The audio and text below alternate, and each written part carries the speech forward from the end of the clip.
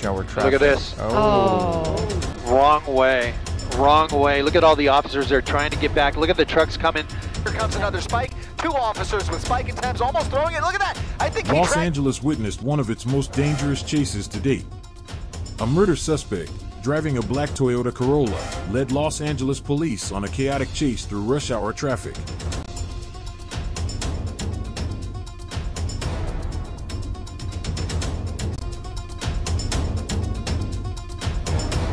This was no ordinary chase. The driver lost control.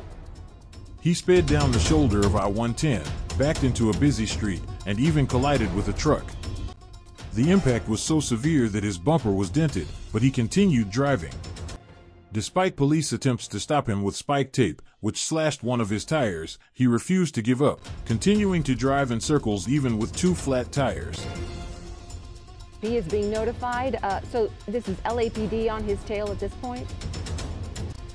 Right, so what they'll likely do is inform CHP if LAPD asks for that assistance. It appears at this juncture that LAPD is going to maintain control of this pursuit, but these things can change pretty quickly depending on the circumstances. So that is, it's almost like a courtesy at this point to let CHP know, listen, this is what's coming down the 110 freeway. If this continues down all the way into another freeway, into another county, they may at some point bring in the resources of California Highway Patrol. Right now, they're going to be letting those CHP units ahead of him know, and if they need any help, maybe blocking off some of those entrance ramps or exit ramps, very difficult to do in rush hour traffic, but they can use CHP to help out with those things as well. So he's now back in the express lanes, southbound on the 110 freeway. Right now, still an LAPD pursuit. 2 airships overhead, about 7 units that I counted behind him, but they have fallen back about a couple hundred yards here. There's that primary unit still with a clear visual of that suspect right there on the bottom left-hand corner of your screen. The suspect doing about freeway speeds, maybe just over the speed limit right now. We'll go ahead and throw up our real-time speed tracker as we push back in on that driver, and you'll let that calibrate just a second here. It's going to line up probably doing just under 100 miles per hour, maybe even closer to 90, I would say. He's probably not quite doing 110, but he's actually speeding up, so maybe that is a little more accurate than I'm guessing. But right now, he does have that left lane to really push the pedal to the metal, and a little less volume, actually, as we get further towards Gardena. Yeah, he's in a little compact Toyota, but it could really move, as you can see. And now the road is really opening up, but the police, LAPD, pretty close to him, right behind him. They have pretty large engines. They should be able to get pretty close to him right now, and now it's just a matter of just seeing where he's going to go. He's definitely flying past all the other cars on the freeway, which we believe are going 60, 65, maybe 70. He's blowing by them, so maybe you're right that he is going, close to 100 miles an hour. Thankfully, traffic is not very congested on in the direction that he's moving, although maybe I spoke too soon. Here he is on the shoulder, avoiding a slowdown there, and this is just so very dangerous. Yeah, Giovanna, he's really speeding up now, using that left lane, actually on the shoulder now, to really accelerate past all of this traffic. Really tenuous with all of these innocent motorists in play here. Really limits the options for LAPD, and now it does indeed look, as he crosses underneath the 405 freeway, he is committing to the southbound 110, but they are now asking for California Highway Patrol to prepare to take it over. California Highway Patrol isn't quite ready just yet, but they're going to get ready. LAPD is prepared to hand this off. They're going to keep following it. They're going to stay behind them as long as they can, and then once CHP can get their pursuit package together, a pursuit package being a primary unit and a secondary unit and a backup unit at the very least, to be able to execute that felony stop once this vehicle comes to a complete stop, and hopefully this comes to a peaceful resolution. CHP will be prepared to bring the suspect in custody. But until they're ready to take it over, LAPD is going to stay right behind them. So they're in the middle of that transition process of handing it off to the California Highway Patrol, especially as he remains committed to the 110 freeway. Now, if he gets off the freeway, that could invite other agencies to get involved, or if California Highway Patrol is ready, they will take it over. So it's really a handoff operation that is now underway here, and it complicates things when we see all of this traffic, considering the time of day and all of the other variables here, not to mention the intel that we may not be aware of, but certainly it appears law enforcement is well aware of the crime here and the danger of that suspect behind the wheel. If he is armed and dangerous, that will play into their decision-making. It'll decide whether they, execute a pit maneuver. What tactics they decide to employ are very pivotal, and that intel is obviously very informative. So we'll see how LAPD plays it, but right now they are trying to hand this off to CHP. Yeah, a moment ago you gave us a pretty clear look inside that car, and in the beginning it was very clear that he was honking his horn. That's why his hand was in the middle of his steering wheel. He was literally honking his horn as he was going by and warning people to get out of his way. And then a little bit after that, he was on his cell phone. I don't see anybody else in the car right now, at least in the passenger side. It's very difficult to see in the back seat right now, but he is he is bent on getting away any way he can and really accelerating through this traffic. He really is driving recklessly, and you mentioned the cell phone. It looked to me at one point that he was actually texting with two hands. I saw the left hand move as if he was, fiddling with the phone. All of that driving very fast on that shoulder puts everyone else at risk. Yeah, we caught a glimpse of that cell phone too. Obviously tinted windows there, but it does appear, as you mentioned, guys, that passenger seat is empty. Not clear if there's anybody else in the back, but it does appear, in all likelihood, the suspect may be by himself here. But right now, he's got two hands on the wheel. We were able to take another peek through that front windshield there, but he does appear to be trying to communicate with somebody. He does have full control of the vehicle. He's navigating the traffic pretty well, albeit at extreme speeds at times, as he tries to get past some of this traffic, but a bulk of the volume is now behind us. And as we look further down towards the port of Los Angeles, as the 110 freeway takes us past Sepulveda here, he has a wide open 110 freeway to play with much milder traffic. But eventually, the 110 freeway, as you guys know, will come to an end here pretty shortly. He has opportunities to get off. In fact, I think he's only got a couple more exits. Eventually, he will either end up on surface streets or potentially over towards the Vincent Thomas Bridge if he continues towards the port here. But, we don't know where this originated. We know the pursuit started in Hollenbeck, but not clear whether he is heading towards a specific destination, where he resides. Any of those details right now still open question marks. Yeah, or if he even knows where he's going at this point, if he even knows that the freeway is going to be coming to an end, which could create some complications as he starts to navigate surface streets.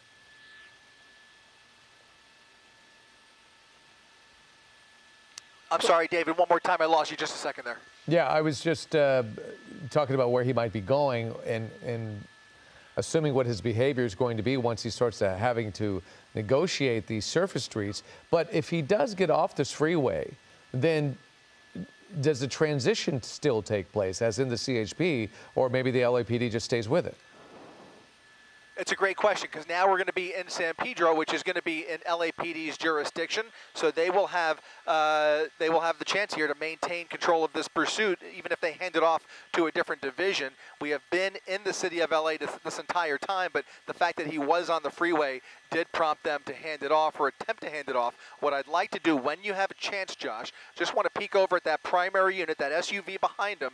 I think that is still LAPD. I just want to double check. That is still LAPD right behind him. So what we know for sure is that handoff has not taken place yet. CHP is still getting prepared, getting units in place, but it's not easy. They have to have the units available. Here he is getting off. He's going to cut somebody off. He's going to go over the Gore Point here, and he's going to get off at, let's see, we'll get this exit here. It's at the Terminal Island exit, but he's now going to be on surface streets here momentarily as this ramp takes him underneath the 110 freeway and eventually towards the Vincent Thomas Bridge. He is actually about to get on the Vincent Thomas Bridge if he doesn't take this final exit here, which will be Harbor Boulevard. If he bypasses Harbor, he will end up on the bridge, and he will take us all the way into the port. It looks like he's hugging that left lane, And if I'm not mistaken, he is now committed. He is now committed to, He's over the goal mind. point. This is his last chance. No. A little last-minute maneuvering there really points to what you were talking about, guys. He really may not know where he wants to take this. He possibly he's slowing is down. just making this up, going the wrong huge way wrong now. way. He's now taking the entrance ramp, look at going this. off, Oh, my thinking goodness. he's going to lose Oh, my these cops, going head-on with these semi-tractor trailers that are trying to get towards the port, now going the wrong way on Palos Verdes Street as he comes head-to-head with other motorists, threading the needle, coming head-to-head with innocent drivers trying to get onto the bridge here. He is now going the wrong way on the entrance ramp, getting off at Harbor Boulevard, making a wild left-hand turn here, and really ramping things up. This is going to change the entire profile of this pursuit. That maneuver is enough to attract a lot more attention, going over the dividing cones there, and now trying to just put any amount of distance that he can between him and those primary units. But you can see now we have clear desperation. There's a guy directing traffic right here. He's like, what's going on with this guy? Well, he has no idea. This is a major pursuit coming right through the port here, and this suspect is desperate. He is now desperate to get away. We are seeing a much different behavior now behind the wheel than we've seen at any point during this pursuit as he tries to figure out his next move here. I hesitate to say where he's going to maybe end up next here, but it doesn't look good. If he continues this type of driving, somebody could get very hurt. Going the wrong way, head on with all those vehicles without any regard for anybody's safety here. We're seeing clear violations of multiple traffic rules, and obviously LAPD can't go the wrong way the way he is willing to go. So now they have to reconfigure their strategy, figure out how to get units ahead of him. I don't know how far back. I doubt they were able to go the wrong way the way he was, but it looks like there's a black and white near the bottom of the screen. So there is somebody prepared there. Look at him, he's going against traffic again and now getting back on the 110. He went through that intersection, past cross traffic, almost got into another head-on collision, and is now going northbound on the 110 freeway. He's going to get back on the freeway here, and just look at the damage there. That was not there before, I do not believe. I think that is new bumper damage as he ran up against one of those oncoming vehicles. There was a minor collision there, and that may start to affect the vehicle. We'll see what he does here, but now he's northbound on the 110 freeway, now going the opposite direction.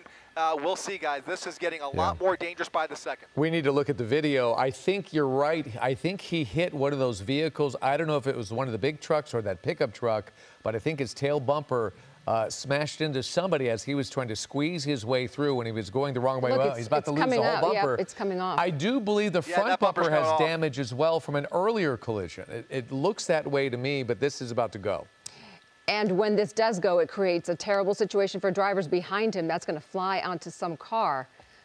You know, the bumper there will likely fly into traffic lanes. Yeah, that bumper is really concerning me. That bumper, if that bumper flies off, it's only being held on by a couple of bolts now. If that bumper flies off, that could create a real hazard for any number of the drivers that are in the vicinity here, and it's also going to affect the vehicle at some point here. So now we have a dangling bumper that is not a light piece of rubber. That is a real hazard if that flies through somebody's windshield. So you've got that factoring in here. LAPD still in pursuit here, able to get on the freeway with him. I can't tell you exactly how far. About a half mile, I'm being told. About a half mile back is the closest unit. So once again, it's falling on that helicopter to maintain a visual of this suspect as he comes speeding up the 110 freeway. Now, you noticed as we got past Sepulveda earlier, things really got lighter on the 110 freeway. Now that he's going the opposite direction, he doesn't have much traffic, I would say, for another quarter mile, maybe another half mile, and then things are about to change. There's a lot more traffic coming up who it belongs to. Again, it all goes back to what they are working with in terms of information. We don't know if this is a stolen vehicle, what other crimes are involved surrounding this suspect. I can tell you traffic is about to come to a complete stop momentarily. That may or may not inhibit him because right now he is dedicated to that shoulder. He's using that shoulder to get around all of this rush hour traffic. LAPD still trying to catch up, but you can see now it looks like there's two units coming up ahead here. They may be positioning for a spike strip. look Look at at that. that. They've Look at stopped this. traffic Look ahead at of that. them. Look at this. They've stopped Spike traffic strip. and they spiked them. Spike strip, They yeah. spiked them in the middle my of rush gosh. hour traffic on the freeway, deploying that spike strip, and it looks like it may have worked. been successful. Brilliant. Look at that front left tire. If that Brilliant. front left tire was struck, it's most likely that the front right tire was that's likely struck, but already that damaged, looks too. like that See tire that? is already deflating from hitting that spike strip. That is going to really slow this vehicle down here as he tries to get off, going around the semi-truck, back on the shoulder here. Excellent job by the California Highway Patrol, able to set up for that spike strip. That's why I don't they think we've seen communicate that amongst before. each other to try and coordinate. I don't think we've seen that before on the freeway. Move, Giovanna. It's been especially with all that traffic. The freeway spike is something they will try, but it's something we see more common up in the desert or maybe up the Grapevine, where they've got a long stretch of freeway and empty pavement to just lay down that spike strip. I think you're right. I have never quite seen one in the middle of rush hour traffic. They were able to effectively create a traffic break and then right at the traffic break, lay down a perfect spike strip right as he cleared the traffic jam there. And now it looks like he's thinking about getting off the freeway, getting off of the 110 freeway now, as that tire is already coming off. Yeah. That tire was immediately deflated. There goes the tire. Now he's riding on one rim. I don't know what the other side of the vehicle looks like, but he's getting off now. LAPD right behind him. He's coming between these two vehicles here. We know he's willing to ram into other cars. He's done it already. He's gone the wrong way. He has sped right through traffic, and now it looks like this vehicle is on borrowed time. Tyler, when we get a chance at some point, if we can come around the passenger seat, I would like to see just what that other side of the vehicle looks like. But this vehicle is coming apart at the seams. We've got one tire completely gone. We've got the bumper dangling off here. There is other damage, and we're going to see how much longer this holds up. But right now, he just turned onto Del Amo Boulevard off of Fig, and he's slowing down dramatically. Also, the fender is also interfering with that front right wheel. So, you know, it's a Toyota. It'll go the distance, but it is on borrowed time, guys. Absolutely. And if you are just joining us, we have been on this pursuit. What's very important about this pursuit is we believe that this is a murder suspect. So beware of that. If this does come to an end and he jumps out of the vehicle, we need to be prepared for any possible scenario. We believe this is a very dangerous person that is in this car. And there's the damage. Front right tire as well. The passenger side tire, looks like they got that as well. They lured him with that shoulder, Chris, and he fell for it. He went right at it and went right at them and that spike strip. It was a work of art for law enforcement here. I mean, they're going to be congratulating that officer that laid down just a perfect spike, and great teamwork by that squad to, again, create the traffic break, create the opportunity, and basically bait him, like you said, and eventually knock out both of those front tires. That right tire is now on borrowed time. He is slowing down dramatically. This is a slower speed pursuit now, coming northbound on Main Street off of Del Amo, coming up on Francisco Street, and he's probably going as fast as he can, because I just don't think it's going to give him much more power with all of the damage here. But you never know. I mean, he's going to try and take this until the thing is completely dead. But it looks like that right tire was severely impacted. We know the left tire came off. Yeah, he's riding on a flat. Yeah. And maybe even the rear tire, too. Yeah. Maybe even that right rear as well. Might have been affected. So, you know, it's unusual that you get both. It's unusual that you get both, because what happens is you have those spikes. Those spikes are like little straws that are pointy, and they go right into the rubber, and basically allows the tires to slowly deflate. And occasionally, if he turned the wheel at all, especially if he tried to avoid the spike at the last second, maybe he was able to get some more spikes in the back as well. It looks like that back tire is misbehaving as well here. Right, but we're now facing a new set of potential dangers. He's slowing down. We know that he's wanted for murder. We don't know if he's armed. So this could, you know, we could see another level of risk to law enforcement and the people around him. clearly, yes, clearly a violent person behind the wheel, at least suspected of murder. And you can see now 1, 2, 3, 4, 5, 6, 7 units behind him. That's been, you know, it's doable. I mean, they have that median there. They may even have control of traffic ahead of him. They don't have control of traffic ahead of them, but they do have enough pavement to play with. The key here is if they have any information regarding whether he is armed or not. If he is a known gunman, they will be less likely to execute a pit maneuver. However, if it's a stabbing suspect, they may play it a little bit differently. So it just depends on what they are comfortable with. There is an incident commander making the call at each and every step of this pursuit. But right now, that spike strip had exactly the desired effect. It was an impeccable spike attempt, successful spike, and that may be enough to just exhaust what is left of the rubber on this car. And so with enough open road here up Main Street, they may just take it a little bit further here before they think about a pit maneuver. If it gets to that, they can use that, but that's something they'll probably save in their back pocket. Yeah. Well, he's driving slow enough that it's possible LAPD officers are ahead of him and waiting in some position to try to get him to stop completely. Coming up on a busy intersection here. This is going to be Main Street at Victoria. It's the first major intersection since we've gotten off here after that spike, and now it looks like he's stopping for traffic, now going through the intersection, continuing northbound on Main at a very slow speed, maybe about 25 miles per hour, Josh, something like that, not more than 30 miles per hour at the very most. So yeah, right around 28 miles per hour as he just, you know, just expends whatever is left, because his time is, he knows his time is numbered. I mean, he's on borrowed time here. He's really enjoying his final minutes of freedom. What he decides to do at the end of this pursuit is obviously the open question. Will he run for it? Will he be aggressive? Will he cooperate?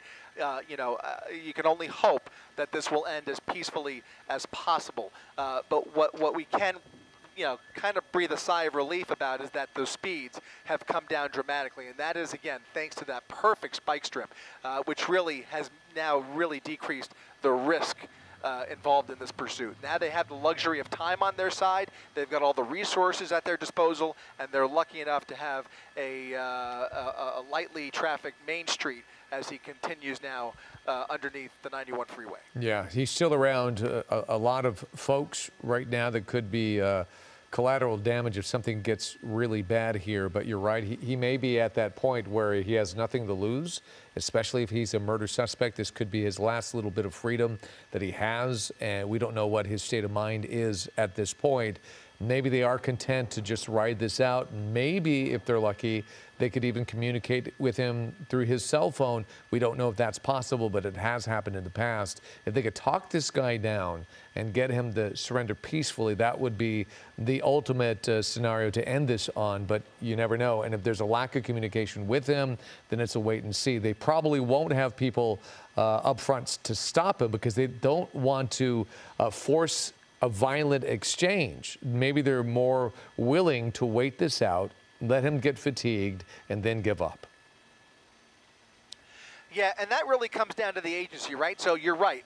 In all likelihood, LAPD will not box him in, but it is one of the tactics that we've seen a little bit more frequently recently, where California Highway Patrol, for example, would be willing to kind of get in front of him. So again, these decisions vary from agency to agency. I think right now you're going to see a cautious approach as we start to see a little bit of smoke emanating from that front right tire, some debris coming off. There goes the tire, and he's now on two rims. The front two tires have now completely come off. He's driving on nothing but rim on the front, and those rear tires are just barely holding up. At some point, he will be on just, you know, he'll just start grinding that metal into the pavement. And yet again, just look at how this Toyota is behaving. I mean, it's still moving despite the fact that the tires have now come off. Yeah. And we've seen this before. Other pursuit suspects in cars driving on wheels, so much so that sparks start to fly. And the car catches on fire. We've seen it about 3 times this week already. Wow,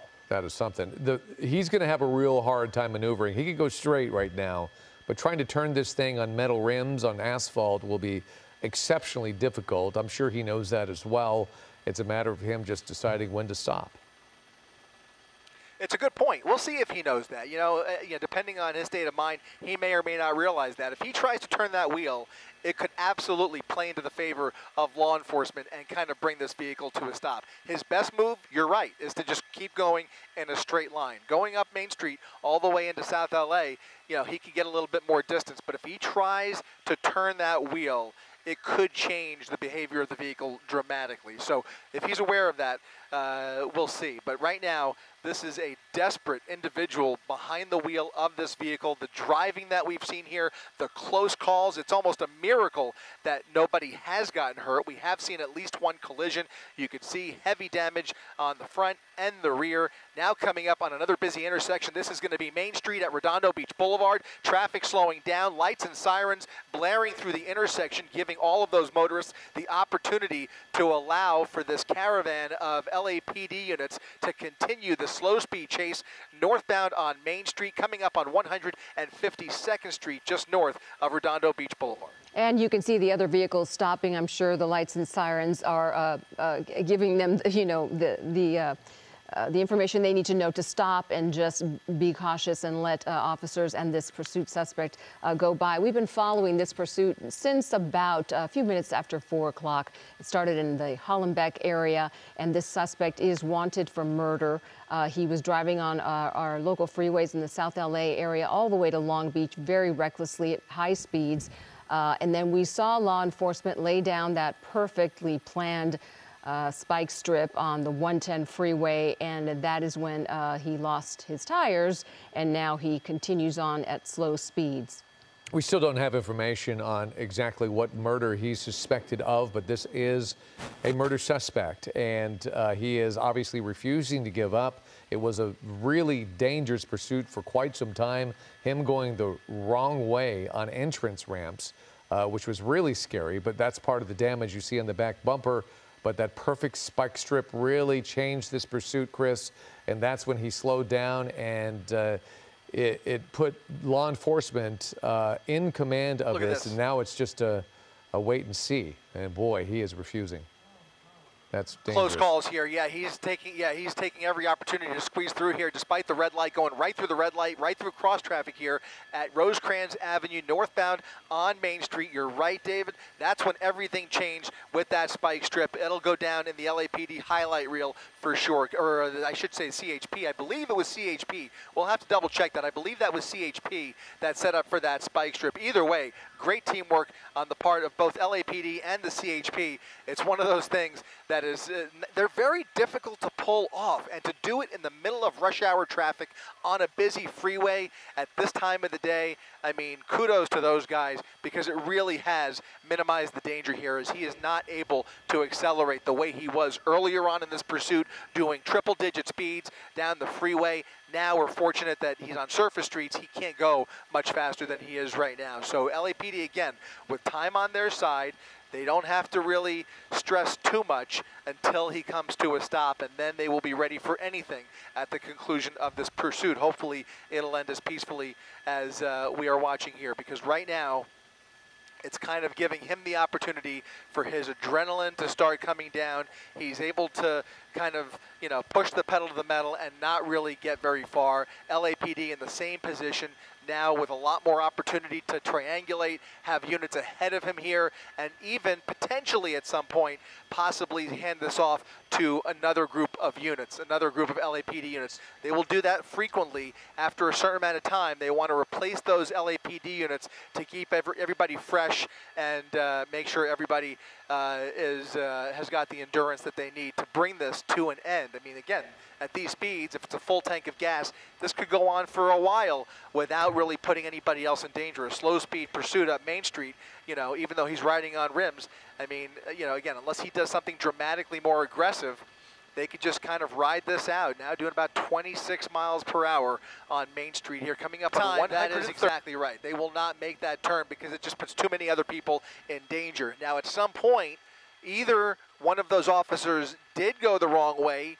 carefully, not at the speeds he was going, or there were other officers near that near where traffic was being directed there. It could be that another officer picked it up. In any event, the original group of pursuing officers were able to get off of that ramp safely and get back involved here. Again, they've been very fortunate here that they've been able to keep up with him. Again, the speeds have also allowed for that. Ever since he pulled that maneuver, the speeds have been very manageable. And so they were all able to keep up with him, but you're right, they weren't able to go the wrong way the way he was, especially at those speeds. He got very desperate. He either saw something that spooked him or it was just a last-minute erratic move to try and lose that pursuing officer. But for whatever reason, that was his last exit before getting onto the Vincent Thomas Bridge. Whether he's familiar with the bridge or not, I cannot tell you how familiar he is with this part of town, but he did make a very last-minute, almost random decision to try and go the wrong way and try and lose those officers. But then right after he did that,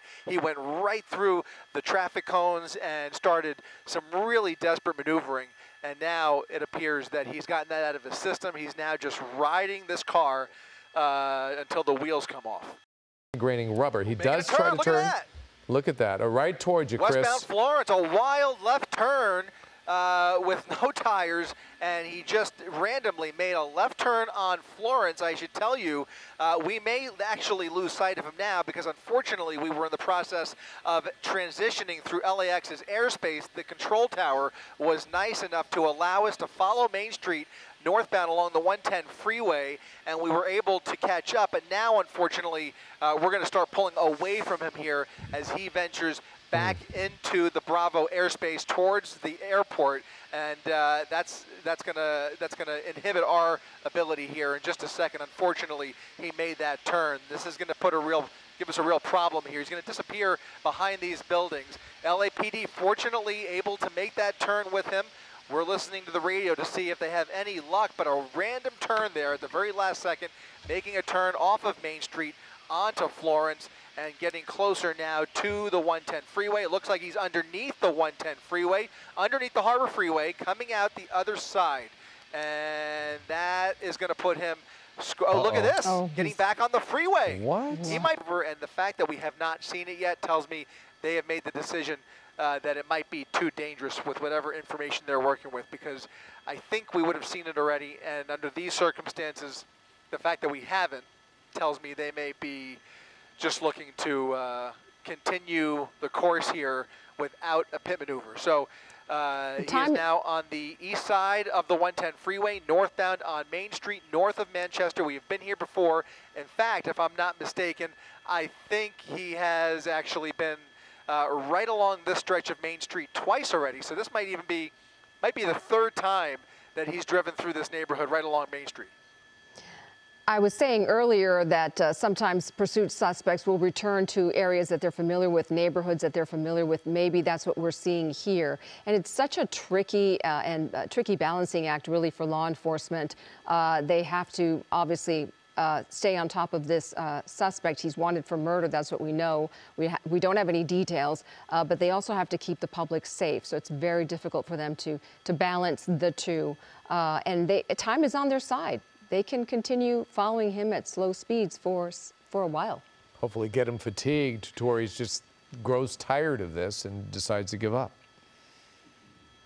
Yeah, at some point he will get tired, or the vehicle will run out of gas, one or the other, or another mechanical issue considering the condition of the vehicle. The other obstacle that they are working with, or the other factor I should say, is that you have people in the neighborhood who are attempting occasionally to get involved here, and that really complicates things at the end of the pursuit, because at some point they're going to pull their weapon on the suspect to make sure that he cooperates, and they don't want to have to use force. But in the event that there is a crossfire situation, they can't afford to have anybody else in their way with cell phone cameras waving the suspect on. So now he has made another turn here from northbound Main. He's now going eastbound on 71st Street, still crawling along here, doing about 25, 30 miles per hour as LAPD continues to make their way eastbound with him here.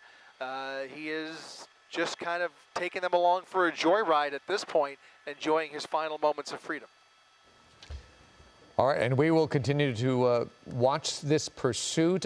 Eventually, if we can get this to come to an end, it's important because this is a murder suspect. We can't emphasize that enough. This is a very important pursuit that's going on right now, trying to get this guy off the streets as he is barely moving along in a vehicle that has no tread. Oh, he's turning once again. Taking another turn there, Chris, weaving his way through this neighborhood. But the fact that those back tires are still inflated. Yeah, especially that left rear. That left rear fully inflated. Unbelievable to see that front left rim still almost intact, despite the amount of distance he's covered just driving on those rims. That rim is intact. I would almost expect by now that we would have seen it start to fall apart, see metal flying off, and see those sparks kind of flying off the vehicle, but that's not happening. That rim, look at him gesturing towards the ice cream truck as he tries to put some distance between that primary unit here. You saw he was wearing some AirPods in his ear as we caught a glimpse through the driver's side window there. But now going back, I believe, underneath the 105 freeway, now going northbound on San Pedro, northbound San Pedro Street, back in the opposite direction, just past the 105 now, and he has done yet another loop after evading a second spike strip attempt. Unfortunately, he was able to navigate around it, so those rear tires that appeared to be well inflated still doing the work here on this rear-wheel drive vehicle. The beauty of the first spike strip, really, though, has been that it has forced him to slow down significantly. And he is still driving, of course, as we're seeing, but, you know, not doing a lot of the dangerous maneuvers, weaving in and out of traffic as much, high speeding that he was doing for the first half of this pursuit. So that is, you know, the beauty in what they were able to do in terms of disabling some of this vehicle. I'm just shocked that the rear bumper is still hanging on there. And that thing is hanging on by a thread, too. By the way, you saw just a moment ago, he was going northbound and eventually saw another officer. It appeared that there was another LAPD officer setting up for another spike strip. Didn't quite have enough time, but he was able to go and make that turn anyways. Made a westbound turn and is now on Main Street, northbound on Main Street, parallel with the 110 freeway, continuing at about the same speed, past 112th. And, you know, for a good amount of time now, we have been on these surface streets. Here comes another spike strip attempt. He goes right around that one as well. These officers doing a great job of predicting his next move. But again, because of these slow speeds, it gives him a little more time to prepare as well. So they kind of have an idea as he establishes this pattern. There are now LAPD units flooding this neighborhood, prepared for these turns almost, as they try and lay down a spike strip to bring those rear wheels to heel. And right now, they just haven't had much luck with those rear tires, but he is running low on fuel. We have to presume at this point that this vehicle is on borrowed time. You see smoke coming from underneath the vehicle. Those rims are getting very hot. If he continues braking, they're going to get very hot, and it's going to eventually give up on him. And as you mentioned, even that bumper, just hard to believe. It's hanging on by maybe one bolt at this point and still being dragged along Main Street as he continues northbound after doing several circles through South LA. It's an older model Corolla, I believe, but an all-wheel drive one possibly nonetheless, that is really giving this car the endurance it takes to ride it out again, without tires on the front. I just am still blown away by the endurance of this car. But as you can see, we're doing another circle here through South LA, now making a turn off of Hoover and thinking twice about it. Another random last-minute turn, now committing to Hoover, coming southbound past 88th Street. You can see all of those lights and sirens. Right behind him, all of the traffic at the intersection stopped at the red light there. And once again, he's coming towards us, now another block over to the west, down Hoover Street in this Toyota Corolla. And we also had mentioned a bit earlier, too, it's not only the endurance and how long this has been going on without those front tires, but even, you know, the left and right turns that he's making. I mean, you have to imagine that on the asphalt and concrete there, as he's making those turns with metal on metal, that would have an impact on the vehicle, too. But we haven't seen it impacted much. which is just mind-blowing to all of us. Yeah, the brakes are hanging in there.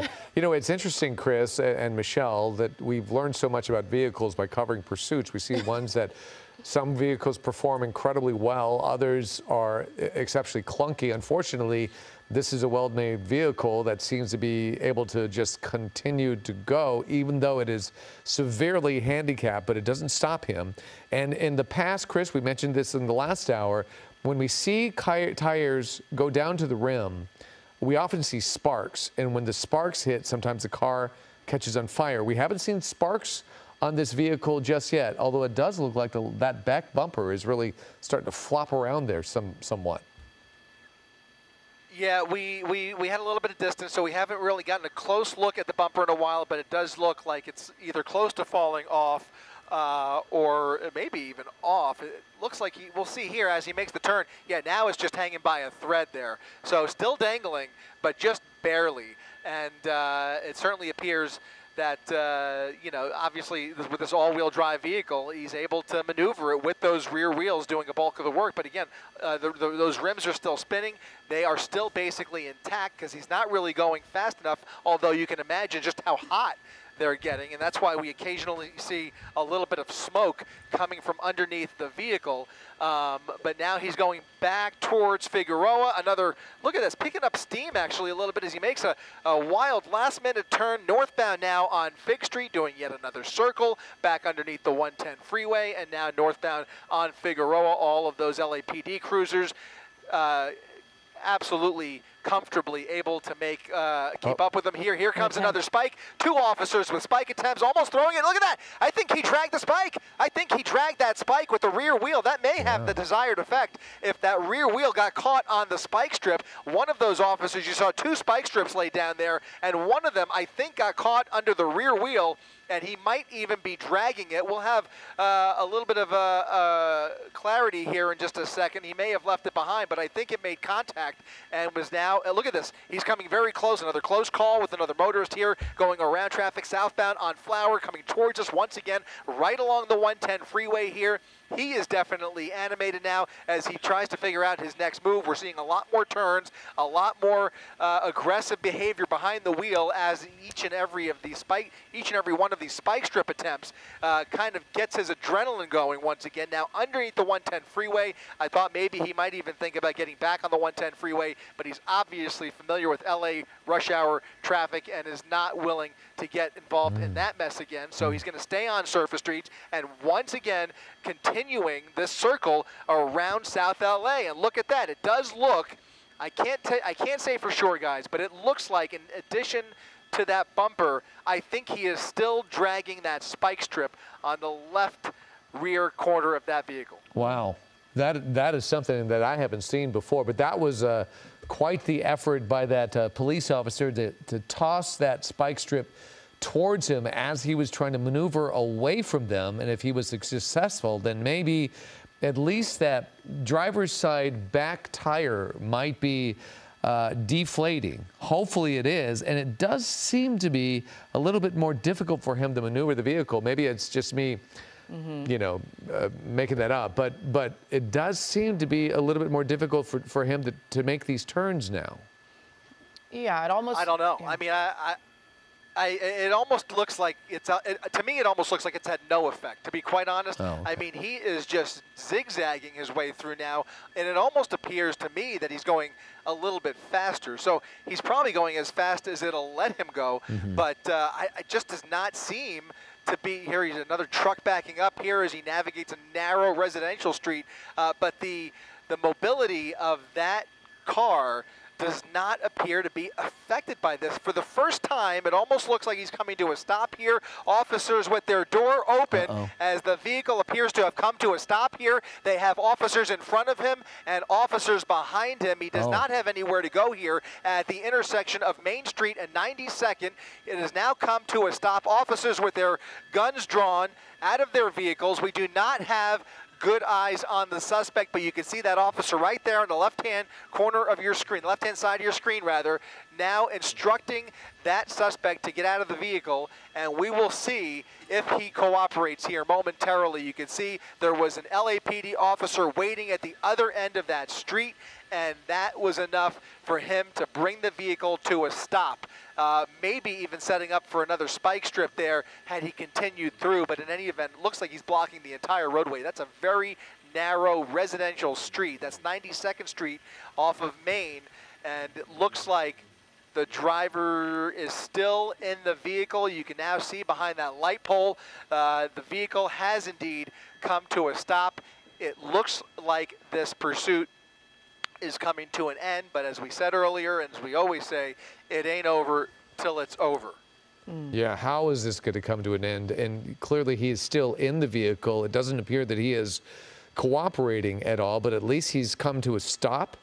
And this is where, Chris, we have been saying it could get really tricky, depending on whether he has a weapon or not. And also, the police officers know that this is a murder suspect. He is considered a dangerous person.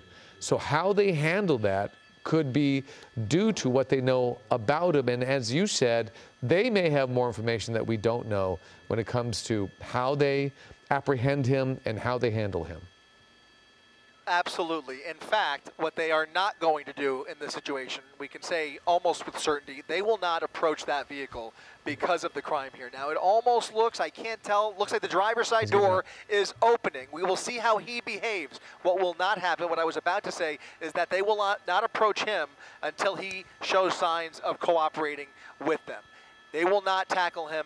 They will form a perimeter, and if he decides to run for it, they'll be ready at every juncture here. But in any event, it looks like he is putting his hands up in the air. He understands that time is up, and this pursuit is now over. He steps out of the vehicle, stepping away from that Toyota with his hands up in the air, clearly visible, as the suspect cooperates with those LAPD units.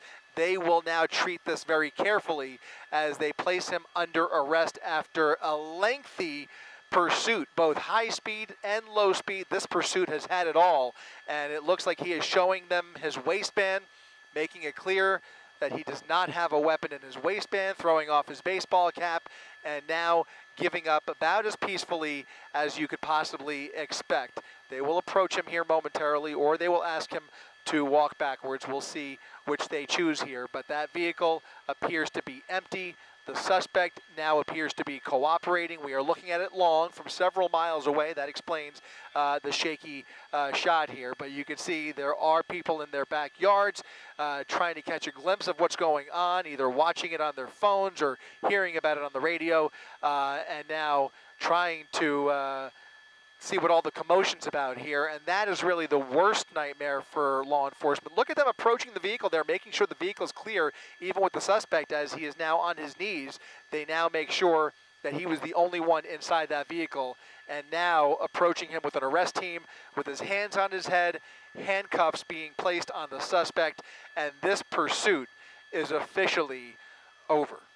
Wow. Thank goodness. Yeah, after about an hour and a half long pursuit, right? And a peaceful ending at that, which is great. They handled this perfectly. Yeah, we always like to see things end peacefully, no one hurt. So that is good news there, this pursuit again, that for a murder suspect who's now